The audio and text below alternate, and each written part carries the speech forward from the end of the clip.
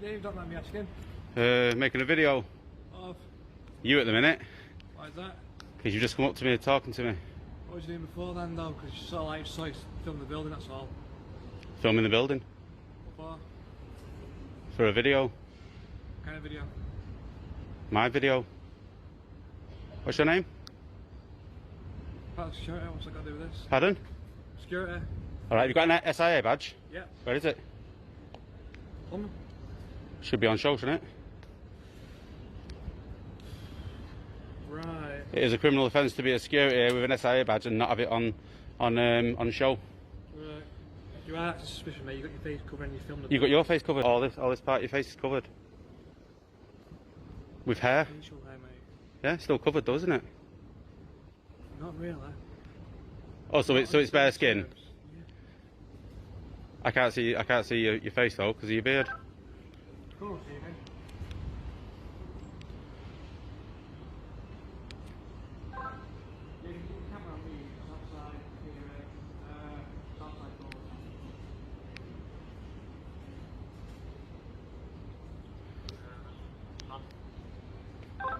Yeah, we've got this gentleman here dressed in black, face covered, and he's just filming the building. I'm asking what he's doing. He's just sort of talking out questions. I answered you. Why are you lying? Are you filming me? We've got CCTV all over the building, mate. Alright, there you go. Part of private property. Alright. Yeah. What's your point? The point is that you look suspicious, mate. You look suspicious. Why do I look suspicious? Because you've not got an SIA badge yet you claim to be security. Yeah, received. Just a reference to the my driving. Sorry, what was that, mate? Before this encounter even begins to unravel, let's break down what you're about to witness. Because this one goes far beyond a simple stop and chat. What starts as a routine police interaction quickly transforms into a layered conflict involving authority, misinformation, and a serious misunderstanding of basic legal rights. We've got multiple players here. An auditor calmly filming in public, security staff making accusations, and officers stepping in without fully understanding the situation. But the real twist? The person with the least authority in this scenario might be the one making the biggest threats. And as this unfolds, you'll notice a pattern. Questions being asked not to clarify, but to control. Requests for personal details without lawful grounds. Accusations of suspicion without evidence. And perhaps most concerning, silence from those who should be correcting it.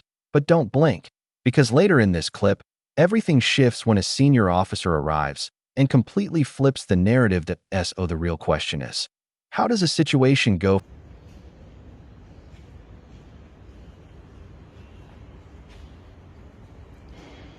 Which CCTV am I on?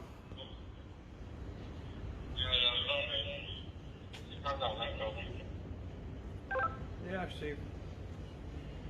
You're not going to say goodbye?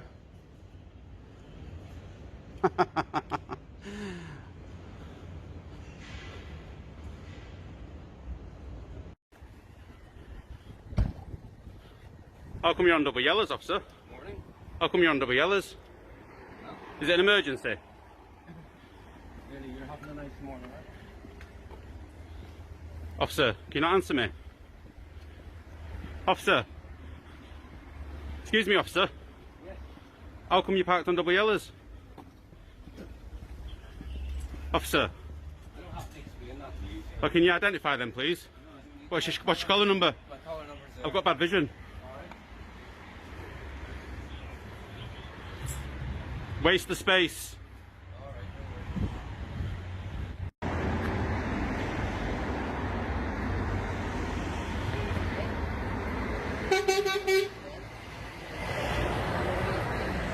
just ask what it is that you're doing?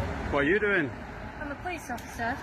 What's your shoulder number? Opening line. The tone is already set.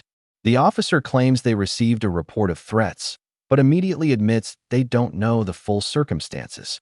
That's a critical detail, because in law enforcement, reasonable suspicion must be based on facts, not secondhand claims. And here, we're seeing the foundation of the interaction built on uncertainty. The auditor, on the other hand, responds clearly and directly, denying the allegation without escalating. That contrast matters. One side is operating on assumption, the other on clarity, and then comes the subtle shift. Instead of focusing on the alleged threat, the conversation quickly pivots toward identity. Name, details, purpose. This is a classic tactic. But here's the key question. If no crime has been established, why is the focus already on gathering personal? There's a lot of security risks. Where was the bomb? In Liverpool. In Liverpool? Yeah, What, at the police station? No, it's on a hospital. All right. This is the police station. I know, is there any reason why you're filming? Is there any reason why I can't? I was just asking if there's a reason why. I was just asking if there's a reason why I can't. I'm asking you why, in case it's something to do with terrorism. Oh, you think I'm a terrorist? I don't know. No. I can ask you a question. I don't have to answer. Thank you. You're dismissed.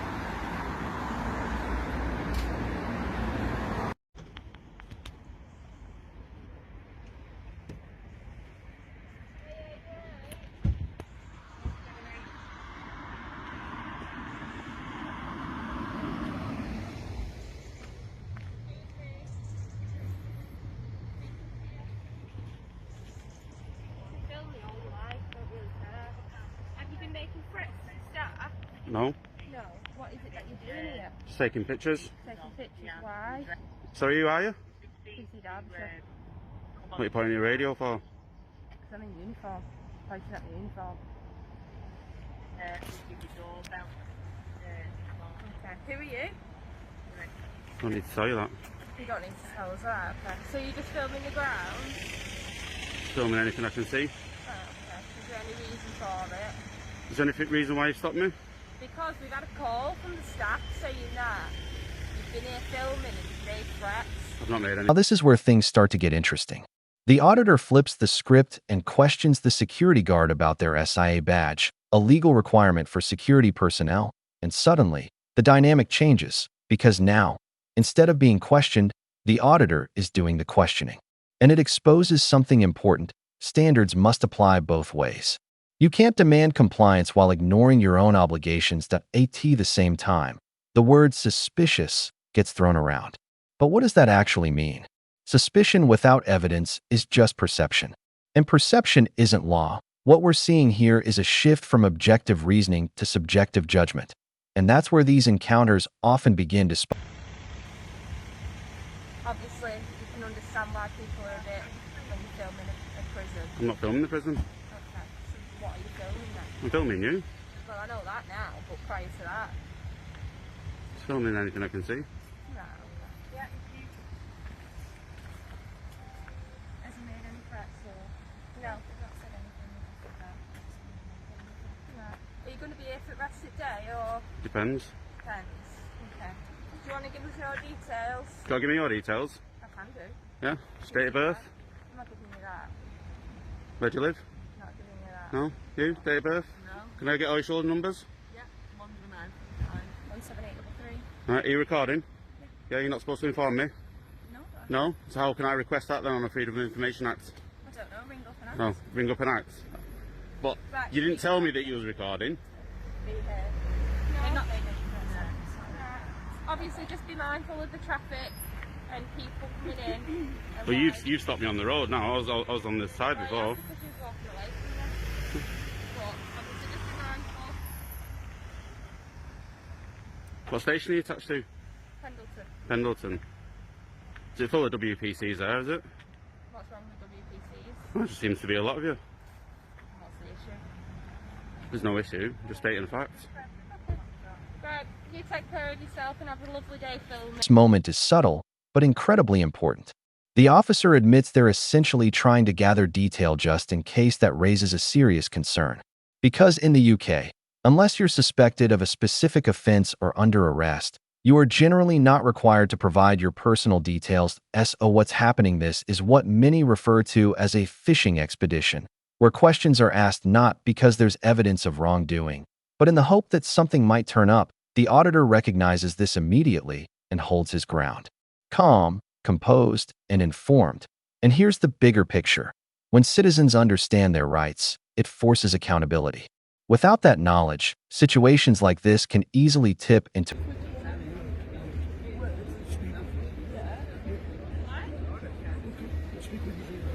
Right, don't give him any details. He's done nothing wrong. What? I'm sticking up for their rights. Don't give him any details. If you've dropped any litter, have you flicked a fag or anything like that? What? I don't know what's up. Can I have a word with you? Yeah, of course you can. I'm an environmental enforcement officer. Yeah. I need to have a chat with you quickly. Yes. Yeah. Just go, please. Why?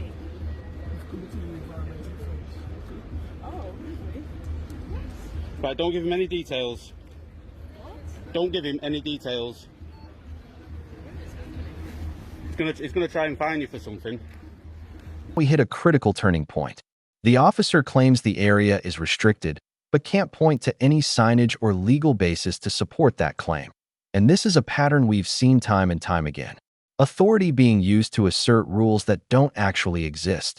Because if an area is genuinely restricted, it's usually clearly marked. Signs, barriers, notices, something objective. But here, nothing. Just a statement backed by uniform.nd. That's where confusion becomes conflict. Because the auditor isn't challenging authority for the sake of it. He's asking for justification. And when that justification isn't there, the situation starts to unravel. So ask yourself, should authority be trusted blindly or verified? Don't give any details.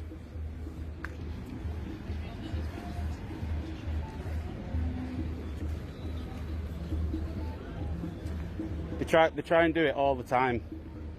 What is it about? I don't know what it's about.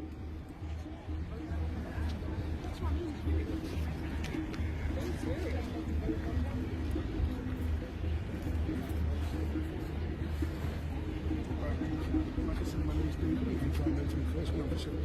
Work with Manchester City Council. What do you have? Okay.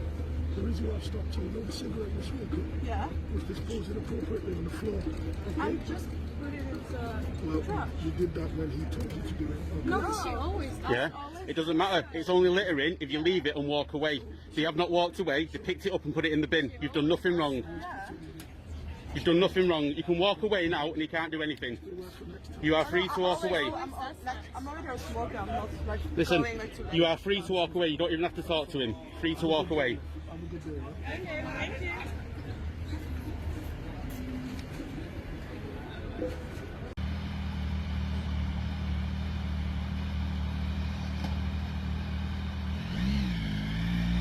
Can I help you, pal? Alright. Can I help you? No? No. What are you filming, mate? Filming you. No, but I'm asking for what reason. Or Who are you? police officer. What's your name? What's your number? On there, mate. Who are you?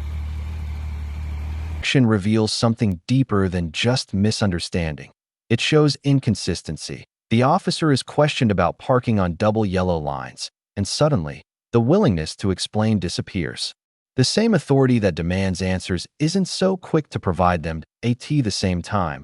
The security guard escalates things further, throwing insults like Google lawyer, while failing to meet basic professional standards themselves. That, let's be clear, that's no longer about security. That crosses into intimidation territory. And yet, look closely. The officers nearby don't immediately intervene. That silence? It speaks volumes.